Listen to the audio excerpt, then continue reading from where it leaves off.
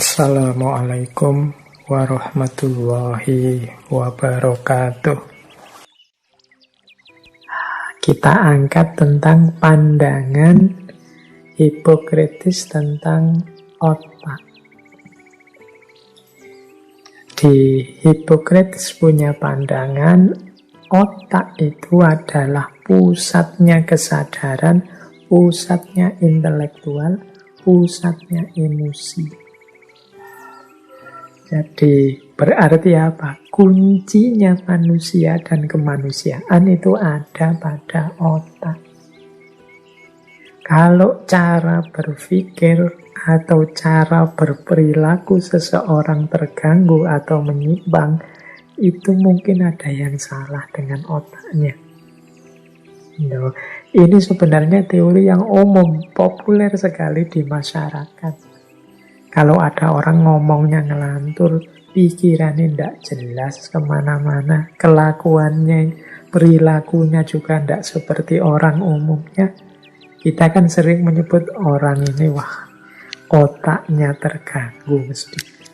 Ada yang tidak beres ini, malih mesti ini, dan seterusnya. Jadi, kuncinya diri kemanusiaan kita itu ada pada otak.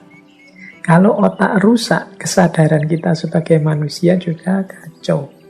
Kita tidak bisa mikir, emosi kita juga tidak akan ada kontrolnya. Jadi ini pandangannya Hipokrites. Makanya dia disebut pelopor somatogenesis. Somatogenesis itu pandangan bahwa masalah yang terjadi pada tubuh fisik atau soma itu akan mengganggu pikiran dan tindakannya manusia. Somatogenesis itu kebalikan dari psikogenesis. Kalau psikogenesis itu gangguan yang terjadi dalam diri manusia itu diawali dari kekacauan psikis. Jadi berarti pikirannya kacau dulu, baru fisiknya sakit. Kalau psikogenesis itu mirip, kalau kita misalnya bilang, kalau kita sedang stres, sedang depresi, ya nanti berpengaruh dalam tubuh kita. Akhirnya kita ngereges, demam, drop, imunnya turun. Nah kebalikannya namanya somatogenesis. Somatogenesis itu ya kalau tubuh kita sedang sakit, misalnya sedang luka karena apa, atau sedang mendapatkan kesakitan apa, itu kan mempengaruhi pikiran. Jadi mempengaruhi cara kita berpikir dan cara kita berperilaku. Nah, itu namanya somatogenesis. Jadi Hipokrites pelopor somatogenesis. Ketika tubuh terganggu, otak terganggu, ya pikiran dan perilaku seseorang akan terganggu. Kalau otak sakit, otaknya rusak, otaknya bermasalah, ya pikirannya, kesadarannya, emosinya juga nanti bermasalah. Ini mirip seperti satu adagium itu kan, dalam tubuh yang sehat terdapat jiwa yang sehat. Kalau tubuhnya tidak sehat, ya jiwanya susah untuk sehat. Makanya banyak orang bilang kesehatan tubuh itu nomor satu. Yo, biasanya orang pokoknya sehat ya. Kalau tidak sehat, yo susah kita melakukan apapun, kebaikan apapun, prestasi apapun, pemikiran, ide-ide. Kalau kita sedang sakit kan tidak ada gunanya filsafat-filsafat yang kelas tinggi, ide-ide unggulan yang kita miliki pas kita sedang sakit. Maka orang selalu bilang kesehatan nomor satu. Baik kesehatan versi somatogenesis maupun versi psikogenesis. Pada akhirnya ya sakit semuanya. Apakah sakit fisik mengimbas pada psikis atau sebaliknya, sakit psikis mengimbas pada fisik. Toh jatuhnya ya semuanya sakit, baik psikis maupun fisiknya. Jadi mari kita sehat lahir dan batin. Karena Ini dua-duanya berpengaruh dalam hidup kita. Tidak ada gunanya ilmu-ilmu tinggi kita, harta kita sebanyak apapun, dan setinggi apa jabatan kita kalau kita sedang sakit. Sama sekali tidak ada nikmatnya. Maka bersyukurlah yang hari ini dikaruniai kesehatan. Kesalahan-kesalahan yang selalu dilakukan oleh manusia dari abad ke abad.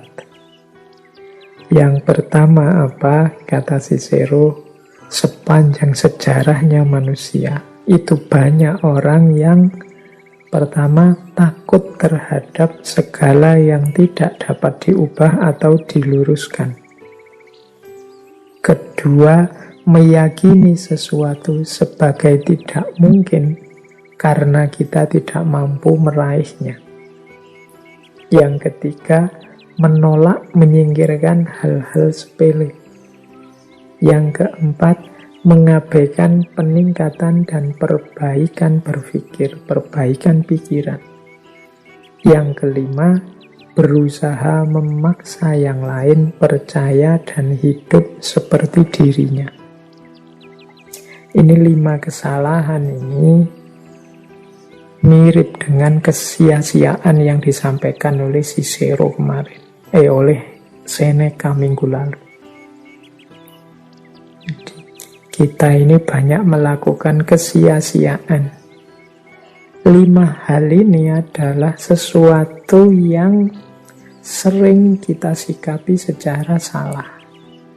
Yang pertama misalnya, takut menghadapi segala yang tidak dapat diubah atau diluruskan.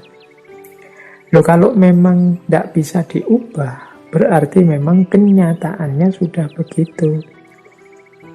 Takdirnya, kalau bahasa agama, sudah seperti itu. Kalau kita takuti, hidup kita akan penuh dengan ketakutan yang tiada berakhir, karena kita takut pada sesuatu yang tidak dapat diubah. Saya takut, Pak, kalau malam itu gelap. Ya malam memang gelap. Seperti apapun situasinya, malam pasti gelap. Kita takut pada satu yang tidak bisa diubah. Pak, saya takut, Pak, orang-orang itu kok pikirannya beda-beda ya, Pak. Lah iya, secara fitrah manusia itu ya pikirannya beda-beda. Saya takut, Pak, manusia itu ternyata nantinya mati semua. Iya, memang kodratnya setiap orang itu mati dan lain sebagainya. Ini ketakutan-ketakutan tidak rasional terhadap hal-hal yang memang faktanya begitu dan tidak bisa diubah atau diluruskan. Ini akan sangat menyulitkan hidup kita. Jadi yang pertama itu. Yang kedua, ini juga kesia-siaan karena kita meyakini sesuatu sebagai tidak mungkin hanya karena kita tidak mampu. Tidak mungkin, Pak, Indonesia nomor 1 di dunia sepak bolanya misalnya. Nah, itu kan kita merasa tidak mungkin. Padahal hanya karena mungkin kita kurang serius atau hanya yang selama ini main mungkin kemampuannya belum nyampe dan lain sebagainya. Jadi itu bukan sesuatu yang mustahil kalau kita menempuh jalan tertentu, kalau kita mencari solusi tertentu. Tapi kita sudah terlanjur apatis meyakini sesuatu sebagai tidak mungkin. Padahal mungkin itu mungkin saja. Hanya saja kita kurang serius. Tidak mungkin, Pak, pandemi ini selesai dalam waktu setahun ke depan, paling 3-4 tahun. Itu kita bilang tidak mungkin karena kita sendiri merasa tidak mampu meraihnya. Loh, siapa tahu? Kan gitu. Tiba-tiba muncul kesadaran kita semua untuk segera selesai problem ini, dan Allah juga menurunkan hidayah, menurunkan bimbingannya sehingga nanti cepat problem kita ini selesai. Jadi jangan meyakini sesuatu sebagai tidak mungkin hanya karena kita sendiri sekarang tidak mampu. Mungkin orang lain ada yang bisa. Mungkin kalau ganti pikiran, ada yang ketemu solusinya. Mungkin kalau boleh. Jadi ada banyak alternatif. Jadi jangan meyakini sesuatu sebagai tidak mungkin hanya karena kita tidak mampu. Yang ketiga, ini mungkin sering juga kita lakukan, yaitu menolak, menyingkirkan hal-hal yang sepele. Kita ini hidup sibuk sekali dengan banyak hal yang tidak penting. Banyak hal-hal yang sepele. Bahkan kita sering ribut, sering gegeran untuk perkara-perkara yang kecil dan sepele. Bahkan sampai urusan polisi, bahkan sampai jadi viral se-Indonesia. Menghabiskan energi banyak. Padahal mungkin peristiwa dan problemnya sangat sepele. Sehingga siapa tahu nanti ketika ada problem-problem besar yang kita butuh energi banyak, energi kita sudah terlanjur habis hanya untuk hal-hal sepele. Terlalu banyak main game, akhirnya waktu ujian malah kita kehabisan energi. Terlalu banyak main HP, main TikTok, waktu hidup yang serius membutuhkan energi biaya kita kehabisan. Nah, nasihatnya Cicero, ini kesalahan sangat sering dilakukan oleh manusia. Menolak, menyingkirkan hal-hal sepele. Ini teman-teman boleh meranking atau milih aktivitas atau kepemilikan apa dalam hidup ini. Coba di ranking mana yang penting, mana nomor 1, mana nomor 2, mana nomor 3. Nah, nanti kalau ada ranking-ranking bawah yang tidak terlalu penting, yang sepele, kalau memang saatnya disingkirkan, singkirkanlah. Tidak masalah. Tidak harus kita pertahankan mati-matian semuanya sehingga menghabiskan energi. Tapi kita cerdas dalam mana yang harus kita jalankan serius, mana yang nanti-nanti saja kalau ada waktu, mana yang kita iseng saja, dan lain sebagainya. Jadi biar kita tidak ditelan oleh zaman karena kita lupa untuk mengurus yang serius dan sibuk dengan hal-hal yang sepele. Kemudian yang keempat, kata Cicero, di antara banyak kesalahan manusia yang lain adalah mengabaikan peningkatan dan perbaikan diri. Jadi banyak orang yang merasa aku sudah benar, aku sudah mampu, aku sudah bisa. Pengetahuan-pengetahuanku sudah final. Tidak mungkin ada yang lebih baik, tidak mungkin ada yang lebih benar, tidak mungkin ada yang lebih unggul dari yang aku bisa dan aku ketahui ini. Ini nomor 4. Orang mengabaikan peningkatan diri dan perbaikan diri karena dia merasa sudah selesai. Akhirnya mandek. Tidak maju-maju. Orang yang sudah merasa benar itu kan selesai mandek. Dia lupa bahwa manusia itu secara fitrah tidak ada yang sempurna. Manusia itu senantiasa ada kurang-kurangnya. Tidak ada orang yang wawasan dan pengalamannya luas tak terbatas. Pengetahuan-pengetahuan kita tentang benar salah itu hanya sejauh pengalaman hidup kita saja. Di luar itu, kita tidak tahu apa-apa. Maka orang yang mandek merasa diri sudah selesai, sudah baik, yaitu dia tidak akan berkembang. Tidak akan melakukan perbaikan diri. Dan ini kalau dalam agama disebut orang yang rugi. Orang mandek itu kan orang rugi. Nanti ada orang yang terlaknat. Orang terlaknat itu malah orang tambah lama tambah jelek. Tidak lebih baik dari hari ini, tapi bahkan lebih jelek dari hari ini. Justru tuntunan agama itu yaumuhu khairun min amsihi. Hari ini lebih baik dari kemarin. Itu berarti kita berusaha terus meningkat.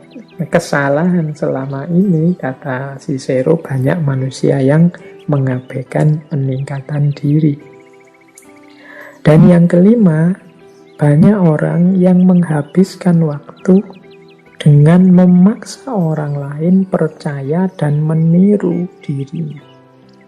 Ini biasanya lanjutannya yang keempat. Kalau orang sudah merasa benar, merasa baik, itu kemudian dia memaksakan kebenarannya, kebaikan versinya untuk juga diikuti, disetujui, dijalankan oleh orang lain. Ini kalau ketemu orang yang tipenya sama, kemudian terjadi konflik. Jadi, dan dalam sejarah sering sekali terjadi tragedi-tragedi kemanusiaan karena orang saling memaksakan kebenarannya, saling ingin agar kepercayaan dan gaya hidupnya orang lain itu mengikuti dirinya. Ini PR kemanusiaan yang kalau menurut Cicero itu sering sekali dijawab keliru oleh manusia. Jadi kesalahan-kesalahan manusia dari abad ke abad. Jadi manusia yang takut menghadapi segala yang tidak dapat diubah. Manusia yang meyakini bahwa ada sesuatu yang tidak mungkin dilakukan hanya karena dia tidak mampu melakukannya. Manusia yang menolak, menyingkirkan hal-hal yang sepele. Manusia yang mengabaikan peningkatan dan perbaikan diri. Dan manusia yang memaksa orang lain percaya dan hidup seperti dirinya. Nah, ini pengingat buat kita. Semoga kita tidak punya karakter-karakter seperti yang diperingatkan oleh Cicero tadi.